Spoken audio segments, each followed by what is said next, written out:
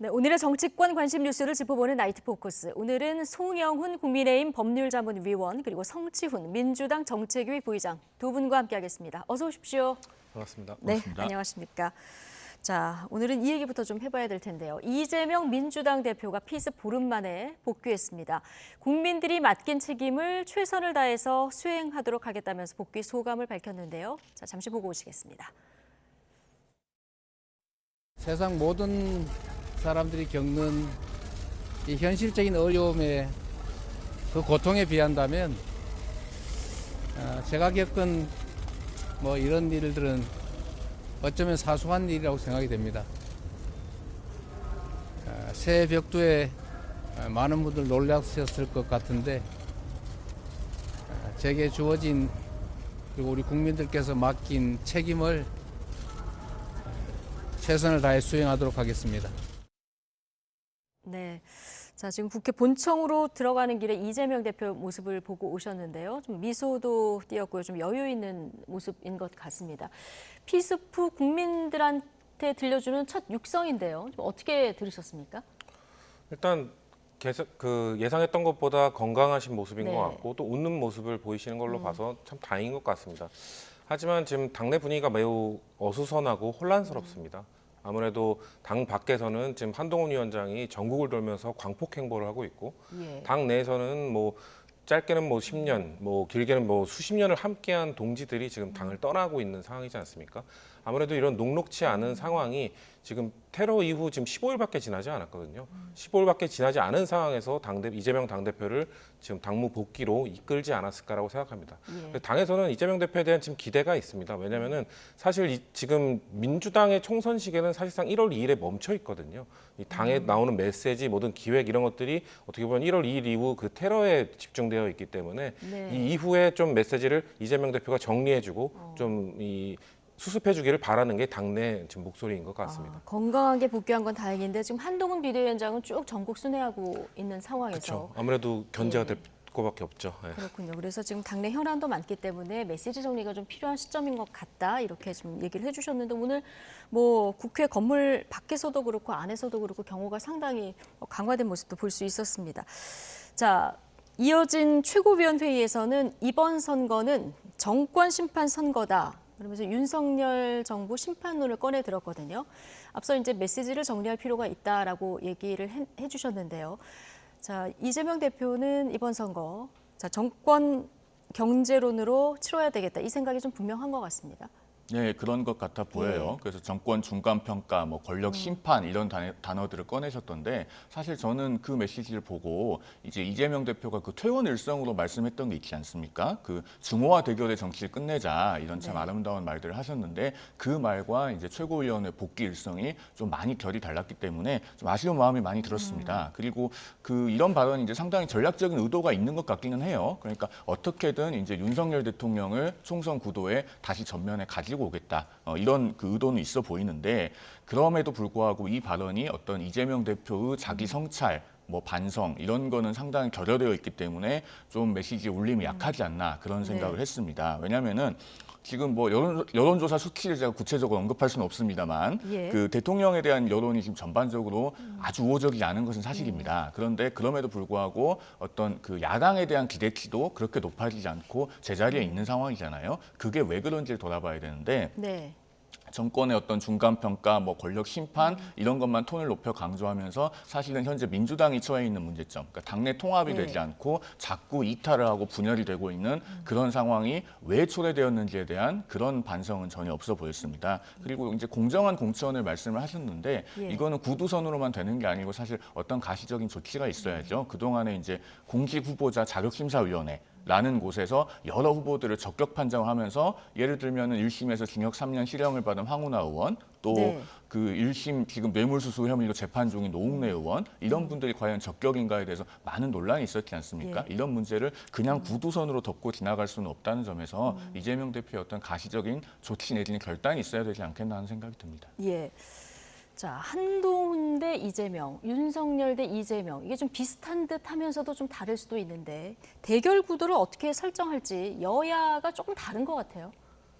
지금 아무래도 대통령의 국정 지지도가 안 나오고 있기 때문에 여당에서는 윤석열 대 이재명 구도보다는 한동훈 대 이재명, 미래 권력인 한동훈 위원장을 앞세워서 그런 구도로 가고 싶어 하는 것 같습니다.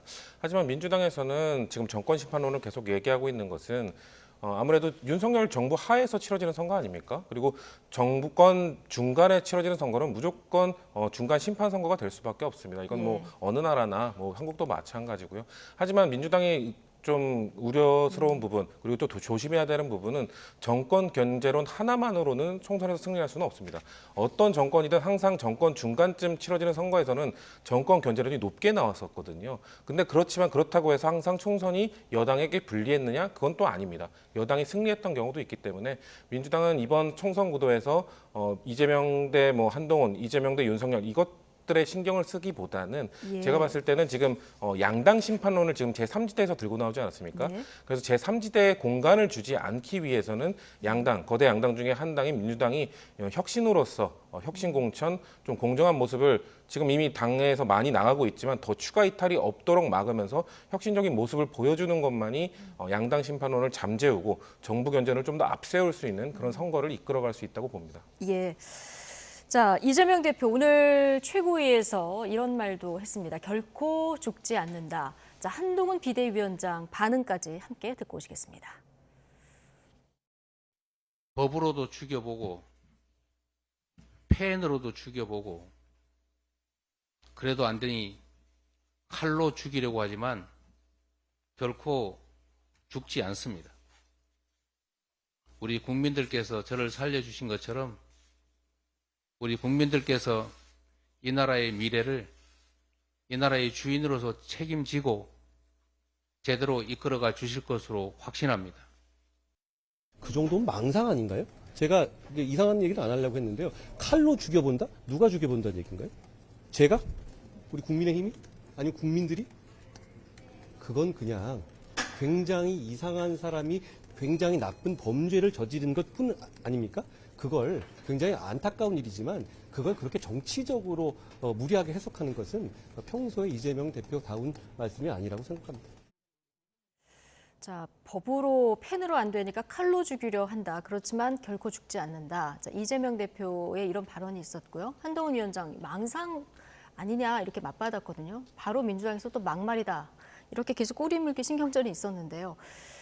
어떻게 들으셨습니까? 저는 이재명 대표의 이 펜, 칼, 이 발언이 참 수긍하기 어려웠습니다. 일단은 법에 관해서 먼저 말씀을 드리면 범죄 혐의가 있는 사람을 법에 따라서 절차에 따라서 수사를 하고 기소를 하는 게 법으로 사람을 죽이는 겁니까? 그렇게 볼 수는 없는 거고요. 그다음에 펜 이 부분은 사실 더 문제입니다. 이거는 이재명 대표가 언론인들께 사과해야 되는 그런 발언이라고 생각을 해요. 그러니까 지금 펜으로 사람을 죽인다 함은 아마도 이제 비판적인 언론, 어떤 비판적인 기사, 저는 이런 거를 겨냥한 걸로 보이거든요. 근데 언론이 공적인 역할에 따라서 비판을 하고 그런 정상적인 기능을 수행하는 게 어떻게 펜으로 사람을 죽이는 겁니까? 그래서 이 부분이야말로 정말 저는 그 이재명 대표가 언론인들께 사과해야 될 부분이다. 그런 말씀을 드리고 싶고요. 그러니까 이재명 대표가 그 불행한 사건을 당한 것은 참 안타깝고 거기에 대해서 공감하는 마음도 듭니다만 이렇게 비약을 해서 뭐 법, 펜, 칼로 자신을 죽이려고 한다. 이런 발언을 하면은 이게 좀 사리에 맞지 않기 때문에 그만큼 우리 국민들께서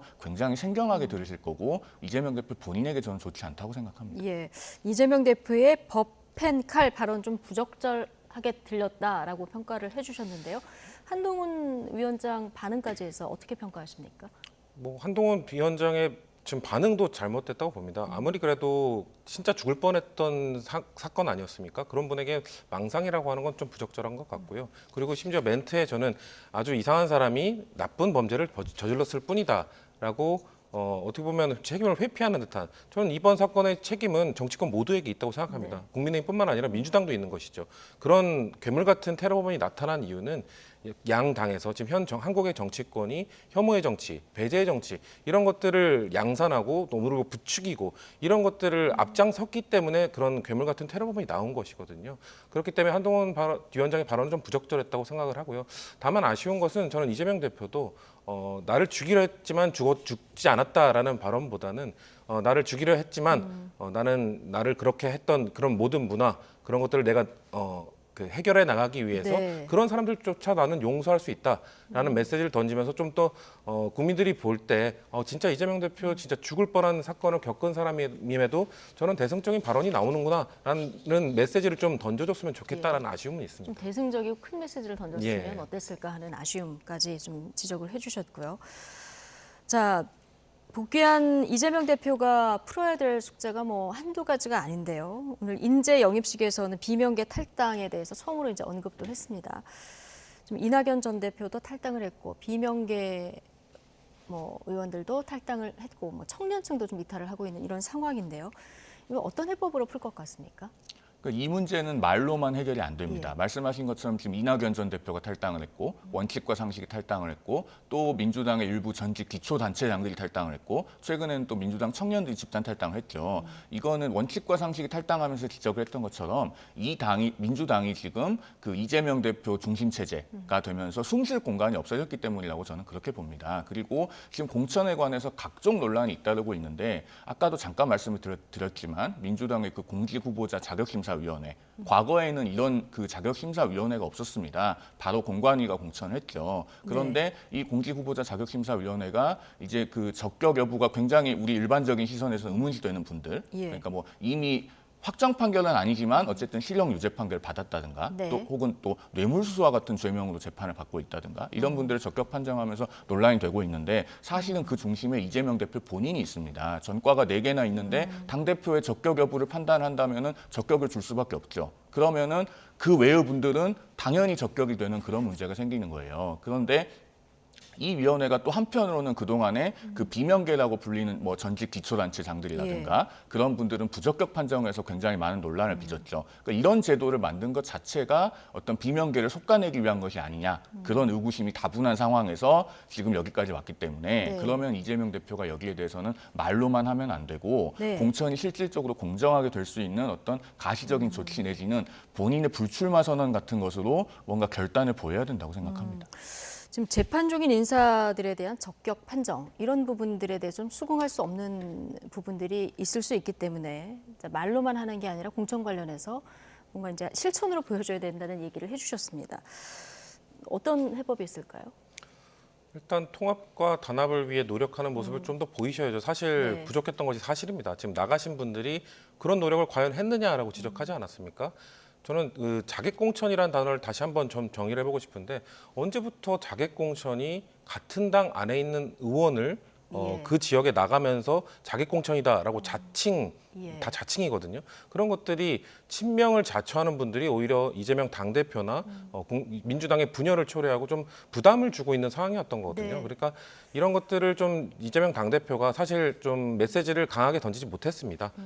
뭐 강성 지지층에 대해서 몇 번 발언하셨지만 이런 행위에 대해서 좀 더 자제시키고 왜냐하면 친명이라고 자처하는 분들이지 않습니까? 그런 네. 분들에 대한 통합 노력 그렇게 자객공천 뭐 혐오 발언하지 말고 우리가 좀 더 통합 메시지를 낼 수 있도록 도와달라라는 메시지를 친명 분들에게 더 던져야 된다고 보고요. 그리고 지금 그 강성 지지층이란 분들이 다시 또 통합에 반대되는 목소리를 행보들을 하고 있지 않습니까? 예.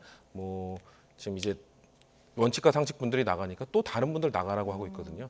이런 거에 대해서 강하게 좀 브레이크를 걸어줘야지 지금 이재명만으로는 안 된다. 이재명 없이도 안 됩니다. 하지만 이재명만으로 안 된다라고 생각하는 민주당에 대한 비판적 지지층들을 잡기 위해서는 그런 목소리를 내던 분들, 비판적 목소리를 내던 분들도 이재명 대표가 손을 직접 내밀고 강하게 메시지를 던져야 겨우 통합을 할 수 있을 것이다. 이재명 대표가 지금까지 메시지를 안 낸 건 아니고요. 많이 그리고, 부족했죠. 예, 네. 이낙연 전 대표 등을 비롯해서 이제 만나기도 했지만 이것 가지고는 안 되고 조금 더 적극적인 행보가 필요하다 이렇게 보시는 거고요. 그렇죠. 왜냐하면은 그런 이낙연 전 대표를 뭐 이낙연 전 대표는 사실 마음이 그때 떠 있던 거는 네. 사실인 것 같고요. 하지만 그때 제시했던 것, 본인과 함께했던 사람들을 수박으로 칭하고 멸시, 조롱, 혐오의 정치를 했던 것 이런 것들에 대한 불만을 표시했는데 사실 그런 정치는 지금도 이어지고 있거든요. 여전히 멸시, 여전히 조롱, 여전히 혐오의 정치는 당 내에서도 이루어지고 있습니다. 이런 거에 대해서 이재명 대표가 단호하게 좀 더 얘기를 해야 된다는 것이죠. 예. 조만간 현역 의원 하위 20% 명단이 발표될 텐데요. 이게 이제 추가 이탈의 불씨가 될 거라 이런 분석이 많아요. 뭐 그렇습니다. 아마 뭐 불출마 권고도 할 것이다 이런 얘기들을 하는데 글쎄요. 근데 지금 불출마 공고 말고는 일단은 나와 있는 거는 감점이지 않습니까? 네. 저는 현역 의원들이 이 정도 감점으로는 충분히 유리하다고 생각합니다. 왜냐하면 그 한국의 선거제도는 현역 프리미엄이 워낙 세기 때문에 지금 민주당에서 추진하고 있는 어제 발표됐나요? 국민의힘의 그 감점 기준보다 민주당이 낮습니다. 예. 민주당의 감점 기준으로는 사실상 현역이 그 정도 감점으로는 도전자의 그 위협을 충분하게 물리칠 수 있습니다. 왜냐하면 하위 20% 명단에 들더라도 들더라도 예. 충분히 헤쳐나갈 수 있죠. 하위 20%. 그래서 감점을 받는다는 이유로 탈당을 한다, 아니면 뭔가 반발을 한다. 그 의원님은 제대로 된 의정 활동이나 지역구 관리를 못한 것으로밖에 볼 수가 없죠. 왜냐하면 그 현역 의원의 프리미엄은 뭐 어렵게 볼 것도 없이 기간으로만 봐도 됩니다. 4년 동안 선거운동한 분이 3-4달 선거운동한 도전자를 그 정도 감점으로 못 이긴다? 그건 문제가 있는 거라고 생각합니다. 예, 그럼 현역 하위 20% 명단이 발표됐을 때 추가 이탈자는 많지 않을 거다 이렇게 보시는 그렇습니다. 네. 예. 자, 지금 예비 후보 심사를 두고도 앞서 말씀하셨듯이 이제 잡음도 계속되고 있는데 얼마 전에 박용진 의원이요. 성비위 트로이카로 강의원 특보 그리고 현근택 부원장 그리고 정봉주 전 의원 이 세 사람을 지목했는데 오늘 정봉주 전 의원이 법적 대응하겠다 이렇게까지 좀 나섰어요. 그 정봉주 전 의원 같은 네. 경우에 일단 대법원에서 무죄 판결을 받았기 때문에 네. 또 저는 변호사고 하니까 그런 무죄 판결은 존중합니다. 네. 그런데 정봉주 전 의원에 대해서 저는 좀 다른 시각을 갖고 있어요. 어떤 것인가 하면은 그 정봉주 전 의원이 이제 17대 때 국회의원을 하셨잖아요. 네. 그리고 이제 18대 이후로는 국회에 들어오질 못했습니다. 그러면은 2008년을 끝으로 국회에 못 들어오셨기 때문에 지금 이제 어느새 16년이 됐어요. 그러면은 그 기간 동안에 정봉주 전 의원은 과연 우리 사회에 어떤 기여를 했기 때문에 다시 국회에 들어올 자격이 있다고 본인이 말씀하시는 것인가? 사실 그 부분에 대해서 본인이 충분한 소명을 하셔야 된다고 생각합니다. 예. 왜냐하면은 정치는 운전면허하고 다르거든요. 운전면허는 젊어서 운전을 배우면 평생 할 수 있습니다. 네. 그런데 정치는 한 번 국회에 들어와서 국회의원을 하셨다고 평생 자격이 있는 게 아니고요. 네. 끊임없이 그 자격을 확인받고 테스트 받아야 돼요. 그러면은 그동안에 이제 원외에 계셨던 정봉주 전 의원은 그동안에 우리 사회에 어떤 기여를 하셨는지 스스로 소명을 해서 그 공천 자격, 나아가서 지역 주민에게 선택받을 수 있는 자격을 그 확인받아야 되는 것이 아닌가, 저는 그런 생각을 가지고 있습니다. 예. 어쨌든 이 성비위 의혹은 대법원에서 무죄 판결을 받았기 때문에 정봉주 의원 얘기한 대로 뭐 클리어하게 볼 수 있지만 그 이후에 의정 활동에 대한 평가를 좀 받아야 된다 이런 해석이신데요. 어쨌든 오늘 얘기를 들어보면 정봉주 전 의원은 출마 의지가 굉장히 강한 것 같아요. 맞습니다. 지금 예. 말씀하신 대로 일단 형사재판에서는 무죄가 나왔기 때문에 네. 저는 다만 정봉주 전 의원이 예. 지역구 관리도 하지 않았고 단순히 친명을 내세우면서 비명이 있는 후보에게 가겠다라고 한 것 자체가 저는 비판받아야 앞서 마땅하다고 말씀하신 생각합니다. 같은 예, 면에서의 자기 그렇기 공천. 때문에 예. 그런 것들을 비판받아 마땅하지만 그래도 정봉주 의원이 그렇다고 해서 정봉주 전 의원이 주장하고 있는 나의 무죄 이런 것들까지 혐의로 인정하면 안 되는 거 아니냐라는 예. 것도 저는 인정해줘야 된다고 생각합니다. 그럼 그렇기 때문에 박용진 의원이 제기한 의혹에 대해서 박용진 의원의 입장을 밝혀야 되는 겁니까? 뭐 박용진 의원은 3명에 대해서 이야기하지 않았습니까? 네. 근데 3명 중에 사실 2명은 결국 불출마 선언을 하셨습니다. 이제 정봉주 전 의원만 남은 건데요. 네. 아무래도 그 같은 같은 당 지역이죠. 안에서도 보기에도 예. 같은 지역구에서 경쟁하는 사람이다 보니까 박용진 의원의 발언이 조금은 부적절할 수 있다. 그리고 객관성을 상실한 것으로 국민들이 볼 수 있다. 그래서 저는 박용진 의원이 그냥 그거에 대해서 쿨하게 사과하시고 공관위의 판단에 맡기는 게 좋겠다. 왜냐하면 저는 공관위가 이 현근택 부원장에 대한 입장 표명을 하는 것을 통해서 이번 공관위 객관성 기대해 볼 만하다라는 걸 보여줬다고 생각하거든요. 그래서 공관위에서 정봉주 전 의원의 이야기도 듣고 전반적인 여론도 고려해서 판단해 줄 거라고 저는 네, 생각하고 공관위 있습니다. 판단을 좀 지켜봐야 예. 될 것 같다는 말씀이시고요. 근데 정봉주 전 의원 본인은 굉장히 강한 출마 의사를 내비쳤는데 자, 어제 원희룡 전 장관이 인천 계양을 이재명 대표 지역구로 나가겠다 사실상 이렇게 선언하지 않았습니까? 근데 정봉주 의원이 뭐라고 했냐면 원희룡 전 장관이 허공에 주먹질을 하는 것 같다. 자, 이재명 대표가 불출마할 수도 있고 여러 가지 가능성이 열려 있다 이렇게 얘기를 했거든요. 인천 계양을에 안 나올 가능성도 있다고 보십니까? 정봉주 전 의원은 그렇게 말씀을 하시는데요. 네. 저는 그 해석이 그렇게 설득력 있게 들리진 않았습니다. 왜 그러냐면요. 일단은 과연 이재명 대표가 불출마를 할 것인가? 저는 이재명 대표가 불출마를 하는 게 민주당을 위해서 좋다고 생각을 합니다만 불출마를 할 가능성이 객관적으로 낮아요. 왜냐하면은 그 불체포 특권 때문에 본인이 네. 어쨌든 구속 문턱까지 갔다 왔기 때문에 그 불체포 특권이 있는 국회의원직을 앞으로 맡지 않겠다고 하기가 쉽지 않을 것이다. 그런 생각을 가지고 있고요. 그다음에 이재명 대표가 그렇다고 지역구가 아닌 비례대표에 나가자니 지금 민주당의 입장은 원래는 병립형도 검토하다가 다시 연동형을 유지하는 쪽으로 선회를 하고 있다고 하지 않습니까? 네. 그러면은 이재명 대표가 비례대표로 출마를 하려면은 위성정당으로 가야 됩니다. 네. 당대표직을 내려놓고 위성정당으로 당적을 옮겨야 되는데 과연 그렇게 할 것인가. 지난번에 그 유창훈 영장전담판사의 영장기각사유에 현직 정당 대표로서 공적인 감시와 비판인 점이라고 명시가 되어 있었어요. 그렇기 때문에 당대표직을 내려놓고 위성정당으로 가기도 쉽지가 않을 것이다. 그 준연동형으로 연동형이 유지된다면. 유지된다고 하면 그렇습니다. 그것도 쉽지 않다. 그렇습니다. 그러면은 이제 다른 지역구로 과연 옮길 것인가인데 현재 민주당의 의석수가 164석 아닙니까? 그러면은 웬만큼 당선 가능성이 있는 지역구는 이미 민주당 현역 의원들이 자리를 하고 있어요. 네. 그걸 또 다른 사람을 밀어내고 간다는 것도 쉽지가 않고 네. 그렇다고 민주당 현역 의원이 없는 곳을 가자니 그건 험지 출마가 됩니다. 그렇기 때문에 여러 가지 선택지가 다 여의치 않아서 저는 결국은 이재명 대표가 개항을 해 그대로 출마할 가능성이 가장 높다고 보고 네. 있습니다. 뭐 비례 얘기도 나오긴 합니다만 지금 말씀하신 대로 준연동제로 유지가 된다면 이것도 좀 어려운 상황인데 민주당 입장이 정해진 겁니까? 지금 정해지지 않았죠. 네. 적격 부적격 심사는 일단 원래 있던 지역으로 당연히 신청을 하는 것이기 때문에 개항을로 하신 것이고요. 저는 당의 전체적인 총선 전략 하에서 모든 걸 열어놓고 다시 논의를 해야 된다라고 생각합니다. 왜냐하면 제가 드린 질문은 예. 준연동형과 병립형 그거에 대해서도 지금 사실 당에서도 예. 아직 확정되지 않았죠. 어떤 가능성이 왜냐하면 그러니까? 지금 뭐 각가지 예측들이 나오고 있는데 네. 지금 이제 연동형이 됐죠. 이제 캡이 없어졌기 때문에. 네. 근데 캡에 대한 얘기가 다시 또 나오고 있거든요. 예. 그러니까 국민의힘 반반. 반반 네. 캡도 나오고 있고 반반 캡을 할 경우에는 뭐 비례대표 의석이 또 병립형으로도 남아 있기 때문에 네. 당에서도 비례대표 공간을 확보할 수 있습니다. 근데 그런 것이 옳으냐 아니냐 이거에 대한 논의가 있어야 되는 건데 뭐 저 개인적으로는 이 비례연합정당 국민들이 볼 때 위성정당이 될 것이기 때문에 예. 그렇게 가느니 차라리 병립형 회기로 가는 게 낫다라고 주장을 하고 있지만 이런 것들은 글쎄요 뭐 당의 전체적인 전반적인 지도부가 논의할 사안이기 예. 때문에 아직은 정해진 게 없는 걸로 알고 있습니다. 이재명 대표는 개항을로 나옵니까?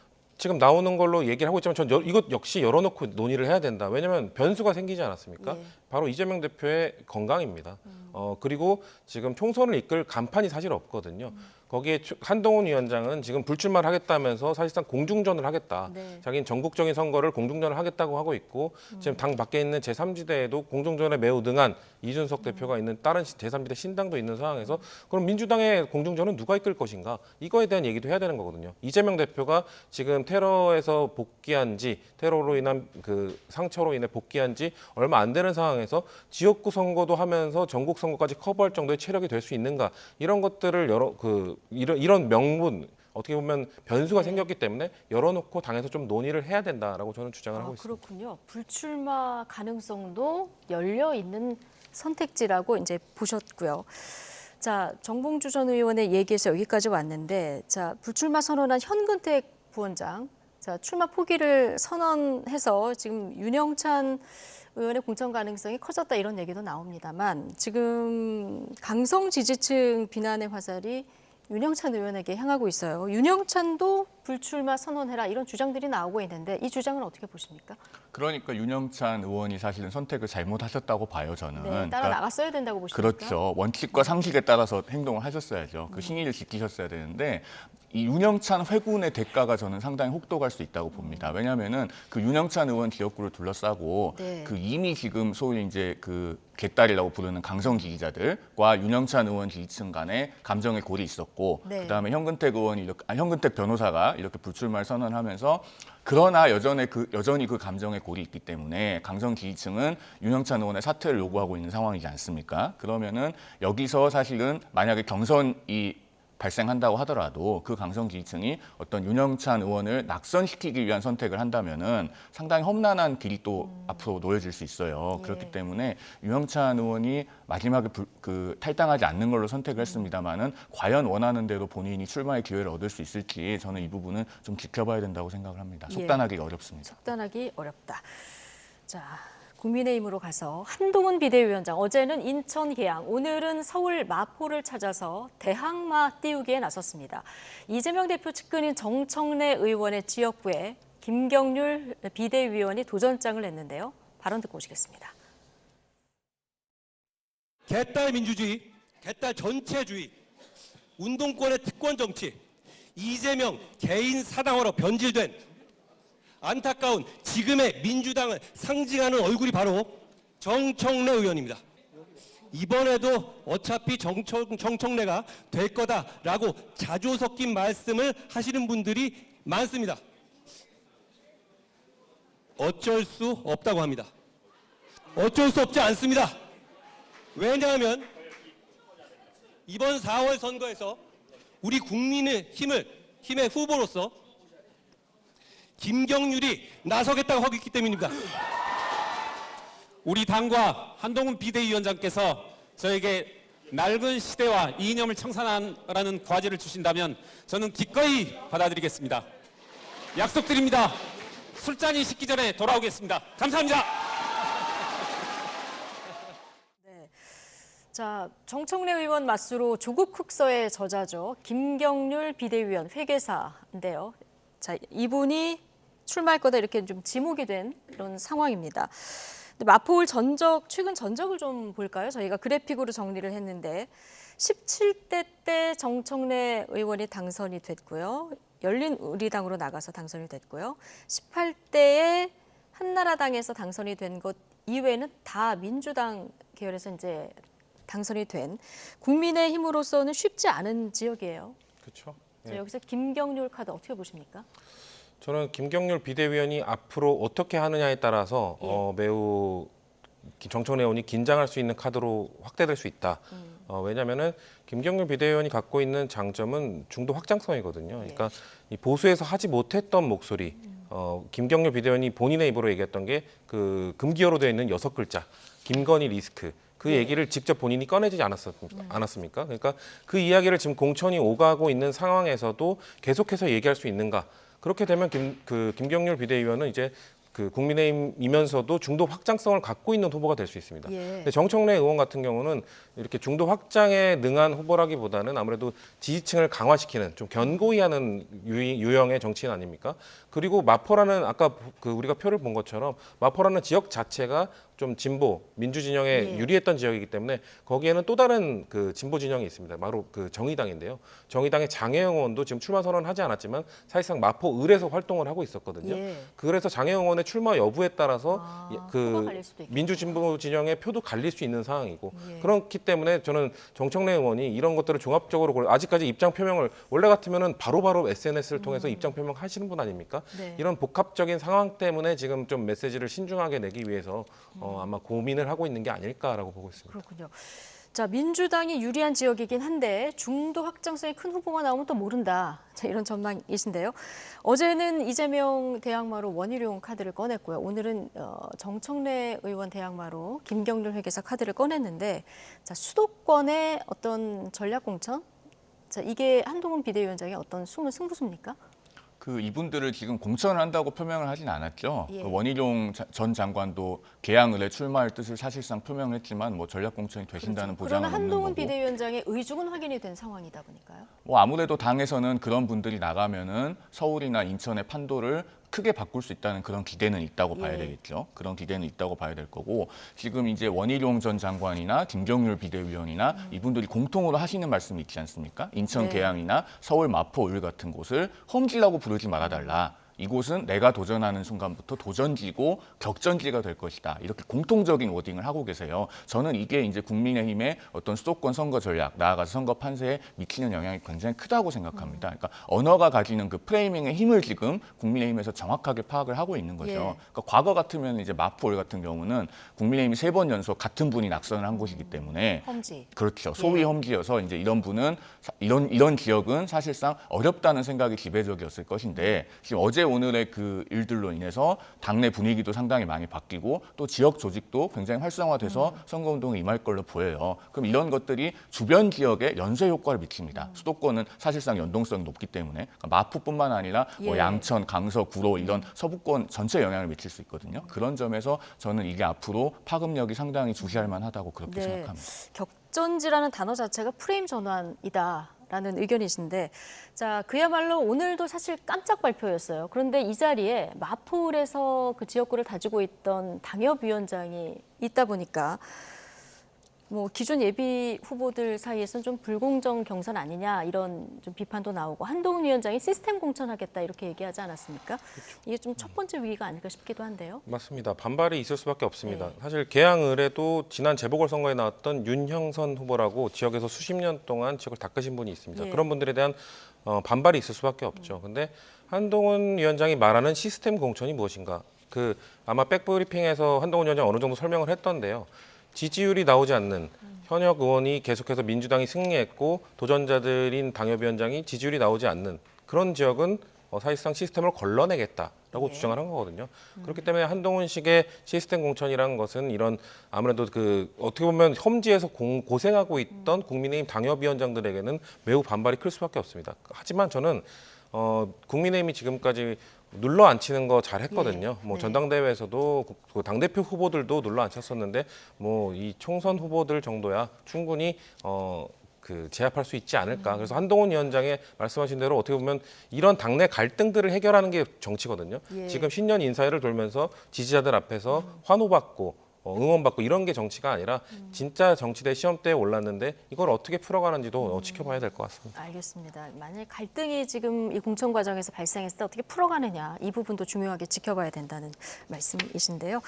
자, 어제 국민의힘에서 공천 룰을 첫 회의에서 이제 발표를 했는데, 같은 지역구 3선 이상 중진들 최대 35% 감점을 받게 돼 있습니다. 당이 술렁인다 이런 보도들도 나오고 있는데, 오늘 한동훈 위원장이 4선 중진들 만나지 않았습니까? 뭐 면전에서 여기에 대한 불만이 나오진 않은 것으로 전해집니다만은 물밑에서는 좀 영남권과 일부 중진 의원들 사이에서 좀 불만도 감지된다 이런 보도들도 나오던데요. 당내 분위기는 어떻습니까? 글쎄요, 오늘 그 윤상현 의원이 말씀하셨나요? 선수가 룰을 탓하겠냐라고 하셨는데 저는 그게 아주 정확한 말씀이라고 생각합니다. 네. 그리고 사실은 이 룰이요 그렇게 중진 의원들께 많이 불리한 것인지 저는 잘 모르겠습니다. 왜냐하면은 이제 3선 이상 중진들 중에서 뭐 하위자 명단에 들어서 최대 35%까지 감산을 받는 경우는 모르겠는데, 근데 그런 경우는 과거에도 역대 총선 때마다 그 의정활동 평가나 어떤 지역구에서의 당무감사 평가가 굉장히 부적합하게 나오신 분들은 경선 기회조차 부여하지 않고 과거에는 컷오프를 했습니다. 네. 그런 것에 비하면 그렇게 과한 조치는 아니라는 생각이 들고요. 그다음에 이제 3선 이상 그 동일 지역구 의원들께 예. 일률적으로 적용되는 15% 감사는요. 제가 한번 계산을 해봤는데 그 3선 이상 국회의원이 57%를 받고 경선에서, 그다음에 그 40세 정도 되는 이제 신인 남성 후보가 43%를 받으면은 네. 그때는 이게 1% 차이로 신인이 이기는 걸로 뒤집어집니다. 근데 이게 15%만 했을 때입니까? 예, 아니면? 그러니까 예. 15% 감산을 받고 감산. 신인은 15% 가산을 받는 가산을 경우입니다. 받고. 그렇게 예. 했을 때는 이제 1% 차이로 뒤집어지는데요. 그게 조금만 더 차이가 벌어져서 58대 42가 되면 예. 3선 중진이 이기는 구조입니다.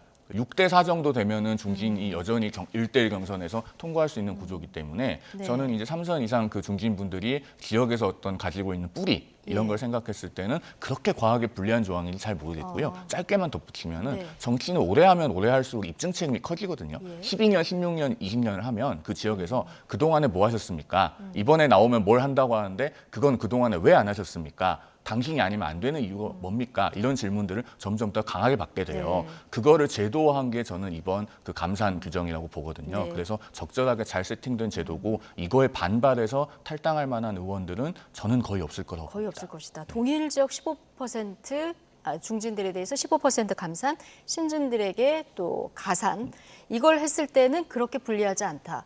그러나 이제 그 중에는 하위 그 30% 안에 들어서 20% 추가 감산을 받는 분들도 있을 텐데 만약에 최대 35% 감산을 받게 되고 신인이 가산점을 받게 된다. 이러면 좀 불리해지는 구도가 될 수도 있어서요.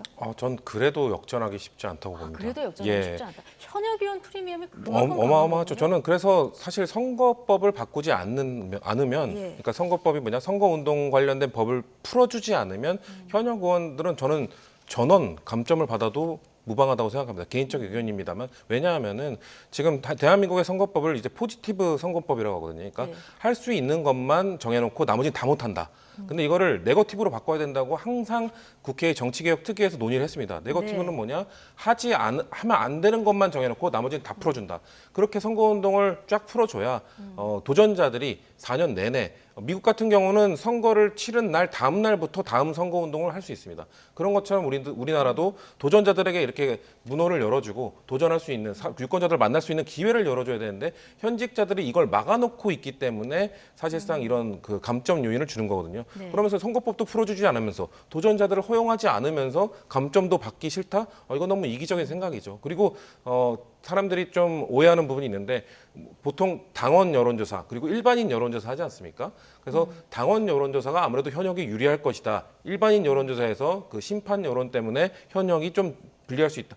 저는 전혀 반대거든요. 사실 그 당원은 도전자들도 어느 정도 모을 수 있습니다. 그래서 당원 여론조사에서는 그래도 현역과 좀 해볼 만한 수치로 아까 말씀하신 58대 42 그 정도 수치까지 한번 해볼 만할 수 있는데 일반 여론조사에서는 인지도가 절대적으로 도전자가 불리합니다. 거의 뭐 한 자릿수 정도만 밖에 안 나오는 도전자들이 많기 때문에 지금 현역 프리미엄은 이 정도로는 저는 뭐 뒤집기 힘들다라고 봅니다. 알겠습니다. 두 분 모두 양당 공이 비슷한 의견을 이제 주셨는데요.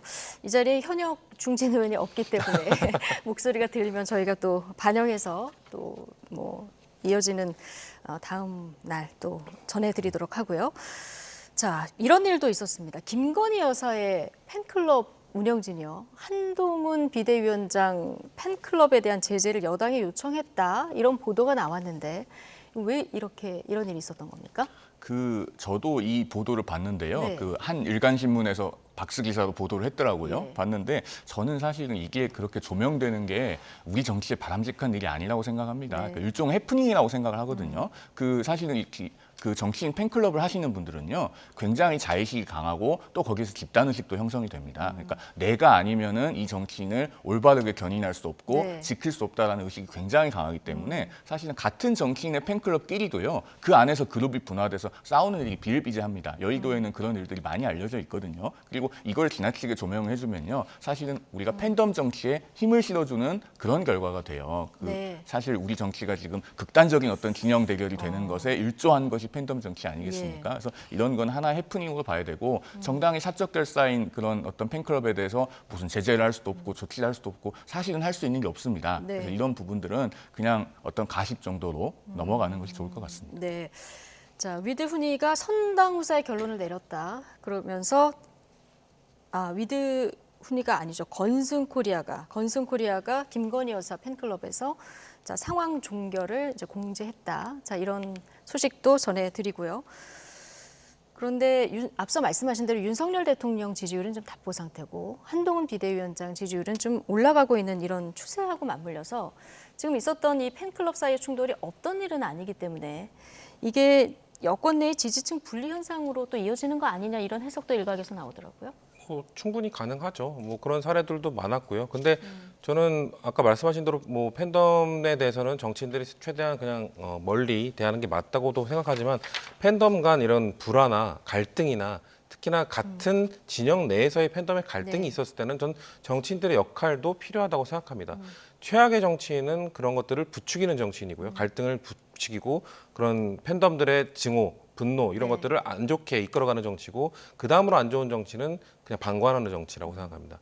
저는 대부분의 정치인들이 그렇게 방관해왔습니다. 그렇기 때문에 어떻게 보면 팬덤 정치가 혐오 정치, 배제 정치에 좀 악용되는 그런 것들을 방관해온 것들이 지금까지의 정치 행태였기 때문에 만약에 저는 한동훈 위원장이 본인의 팬덤에서도 그런 일이 일어난다면 방관하지 않고 저는 지적해야 된다고 생각합니다. 메시지를 왜냐면 해야 된다. 저는 그래서 그 팬덤 정치에 대해서 정치 지도자들이 어느 정도의 밀당을 해야 된다라고 항상 주장을 했거든요. 항상 친하게 지낼 필요도 없고 항상 지적할 필요도 없지만 그래도 어느 정도 관계 유지를 하면서 팬덤 정치가 안 좋은 쪽으로 갈 때 좀 긍정 에너지로 갈 수 있도록 그 지렛대 역할을 해주는 것이 정치인의 역할이다. 그런 것들을 해내는 것도 팬덤 정치가 이 정도로 한국 정치에 만연해 있는 상황에서는 정치인들이 좀 신경 써야 되는 항목이다라고 저는 네. 주장하고 있습니다. 어떤 누구의 팬클럽이든 해당 정치인이 좀 조율할 필요는 있다는 얘기를 앞서도 해주셨고 지금도 해주셨습니다.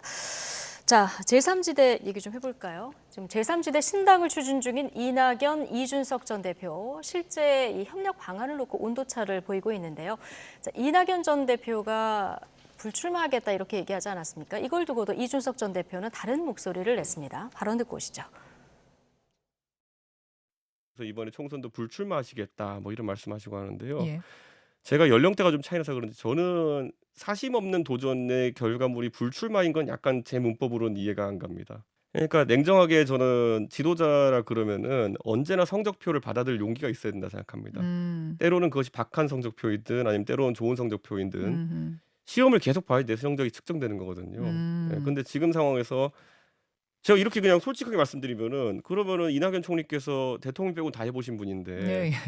사심이 없으시면 왜 창당을 하시지? 아, 전 이런 생각하거든요. 이낙연 전 총리 그러면은 지역구 출마하셨으면 좋겠다 권하시는 하신다면 거예요? 저는 선봉에 서셔야 된다. 사심이 없는데 왜 창당을 하지? 이런 생각이 든다는 얘기가 있었는데요. 자, 지역구에 출마해서 그냥 나가는 게 아니라 선봉에 서야 된다 이런 얘기를 했거든요. 이낙연 전 대표의 출마 이 필요성 어떻게 보십니까? 저는 이준석 위원장의 저 발언이요. 네. 제3지대가 화학적 결합이 될 수 없는 이유를 가장 적나라하게 보여주는 단면이라고 생각합니다. 왜 그러냐면요. 사실 지금 이낙연 대표가 출마를 할지 말 것인지는 본인이 결단할 몫이에요. 예. 그리고 이낙연 전 대표가 이끄는 그 새로운 미래하고 이준석 위원장이 창당하는 개혁신당하고는 아직 합당을 하겠다고 선언도 안 했고 그런 합의를 한 적도 없습니다. 그러면은 사실은 지금 남의 당 그 대표에게 혹은 남의 당의 창당을 추진하는 분에게 뭐 이래라 저래라 지금 하고 있는 격이거든요. 그래서 사실은 이 제3지대가 화학적 결합이 되기 어려운 이유를 제가 늘 비유해서 드리는 말씀이 있는데 소주하고 맥주를 섞으면 우리가 소맥이 돼서 맛있게 먹을 수 있어요. 근데 소주에 물을 타거나 맥주에 물을 타면은 맛이 없습니다. 그 정치권에는 이준석 전 대표가 이런 물과 같은 존재가 아니냐에 대한 의구심이 존재해요. 어떤 말씀이냐면은 이준석 전 대표가 그동안에 본인이 몸담았던 모든 당에서 자신이 당대표가 아닐 때는 그 당의 대표를 상당히 공격하고 곤혹스럽게 만드는 일들을 해왔습니다. 바른미래당 시절에 손학규 대표에게 그랬고 또 국민의힘에서도 본인이 당대표직을 내려놓은 뒤에는 그랬고 그러니까 지금 소위 말하는 낙성연대가 될지 말지에 대해서 많은 그 사람들이 궁금증을 가지고 있는데 아직 합당도 하기 전이고 합당 교섭도 하기 전에 벌써부터 이낙연 전 대표에게 총선에 출마해라 마라 하고 있지 않습니까? 이런 점을 보면은 앞으로 제3지대의 화학적 결합이 상당히 난망할 것이다. 저는 그런 말씀을 네, 드리고 싶습니다. 오늘 금태섭 전 의원도 비슷한 취지의 얘기를 했던데, 자 이준석 전 대표 낙준 연대 불가론에 현실 뛰어넘는 파격이 있으면 가능하다 이런 얘기를 했는데 이 현실을 뛰어넘는 파격은 어떤 걸까요? 뭐 일반 여의도 사투리에 벗어나는 행동이겠죠. 그러니까 다들 예상하는 거는 신당 화학적 결합이 어려울 거라고 예측하는 이유는 제3지대 수많은 세력들이 서로의 기득권들을 놓기 힘들지 않겠냐. 네. 근데 이준석 대표가 말하는 거는 그걸 희생하는 모습을 보여주는 게 국민들에게 파격일 것이다라고 주장을 하는 것이고요. 아마도 그 이낙연 전 대표에게도 계속 출마를 권유하는 거는 그 제3지대가 결국 공간을 찾을 수 있는 거는 호남과 영남 아니겠습니까? 그래서 이준석 전 대표는 아마도 지금 영남 지역으로 출마하는 걸로 알려져 있는데 네. 호남에서 그런 공간을 좀 열어줄 사람이 필요한데 이낙연 전 대표 말고 사실상 인물이 없습니다. 그런 좀 중책을 맡을 인물이 하나도 안 보이지 않기 때문에 이준석 대표는 내가 영남에서 그 공간을 만들 테니 이낙연 전 대표가 호남에서 공간을 만들어 달라고 얘기를 하고 있는 건데 아까 말씀하신 것처럼 저는 제3지대의 화학적 결합이 어려운 이유 중에 하나는 이걸 이끌 리더십이 없어요. 지금 리더십 역할을 사실상 지금 이준석 대표가 하고 있는 거거든요. 이준석 대표가 저런 발언을 할 수 있는 이유는 지금 일단 가장 그 지지율이 높고 그리고 당원 수도 가장 많고 그렇기 때문에 사실상 리더십을 발휘하고 있는 건데 글쎄요 이낙연 전 대표나 원칙과 상식 그 미래 대연합 분들이나 네. 이런 분들이 이준석 대표의 리더십에 밑에 들어갈지 그거에 수긍할지 저는 그것 때문에 이런 것들을 다 내려놓고 서로 화합적 결합을 위해서 다 기득권 내려놓고 하나가 되는 모습을 보여주는 것이 제3지대의 관건인 건데 지금 벌써 삐걱삐걱 지금 뭐 다 창당대회 때는 다 손잡고 웃으면서 사진 찍었지 않습니까? 앞으로는 이제 당론으로 들어가면 쉽지 않을 거다. 예, 어려울 거라고 봅니다. 두 분 모두 비슷한 전망을 해주셨는데 오늘 낙준연대 이 세층에 대해서는 좀 불만이 있으신 것 같아요. 만약에 국민들이 연합을 강력히 원할 때 리쌍 브라더스라고 불러달라 이런 얘기도 했는데 자 이런 화학적 결합이 이루어져서 리쌍 브라더스가 탄생할지 좀 지켜보도록 해야 될 것 같습니다. 자 송영훈 국민의힘 법률자문위원 그리고 성치훈 민주당 정책위 부의장 오늘 두 분과 함께했습니다. 고맙습니다.